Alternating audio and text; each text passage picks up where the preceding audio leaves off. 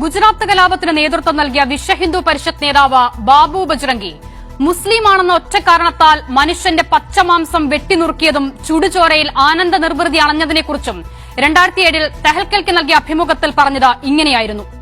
മുസ്ലിങ്ങളെ ഞങ്ങൾ വെട്ടിനുറുക്കി, കത്തിച്ചു, അങ്ങനെ പലതും ചെയ്തു, പലതും. അവരെ ചുടണമെന്നാണ് ഞങ്ങൾ കരുതുന്നത്. കാരണം ആ ബാസ്റ്റേഴ്സ് പറയുന്നത് അവരെ ചുടാൻ പാടില്ലെന്നാണ്. അതവർ ഭയക്കുന്നതുകൊണ്ട് അവർക്ക് അത് തന്നെ സംഭവിക്കണം.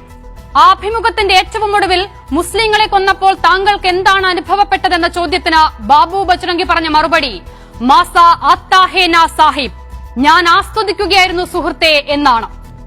2000-ഓളം ആളുകളെ കൊന്നുതള്ളിയ ഗുജറാത്ത് കലാപത്തിന്റെ ചരിത്രം, ബിൽക്കിസ് ബാനു എന്ന സ്ത്രീയെ കുടുംബാംഗങ്ങൾക്ക് മുന്നിലിട്ട് മാറി മാറി പീഡിപ്പിച്ച ചരിത്രം, ഹിമ കൌസർ എന്ന ഗർഭിണിയെ പീഡിപ്പിച്ച ഗർഭസ്ഥ ശിശുവിന്റെ ഭ്രൂണം ശൂലത്തിൽ കുത്തിയെടുത്ത് അവളുടെ ശരീരത്തോടൊപ്പം തീവച്ച ചരിത്രം, എൻക്വയറി കമ്മീഷന് മുന്നിൽ ഹാജരായ ഹാരേൻ പാണ്ഡ്യ എന്ന ആഭ്യന്തരമന്ത്രി പോലും കൊല്ലപ്പെട്ട ചരിത്രം. ഈ നാടിന് ഇതൊന്നും ഓർക്കാൻ ഒരു ചിത്രത്തിന്റെയും ആവശ്യമില്ലെന്ന് ആവർത്തിച്ചോർമ്മിപ്പിക്കട്ടെ. ഗുജറാത്ത് കലാപം എന്ന പേരിൽ കൊന്നുതള്ളിയ മനുഷ്യരുടെ ചോര സംഘപരിവാർ എത്ര മായ്ച്ചു കളയാൻ ശ്രമിച്ചാലും, എത്ര വെട്ടിമാറ്റിയാലും, എത്ര പേരുമാറ്റിയാലും ഉണങ്ങില്ല.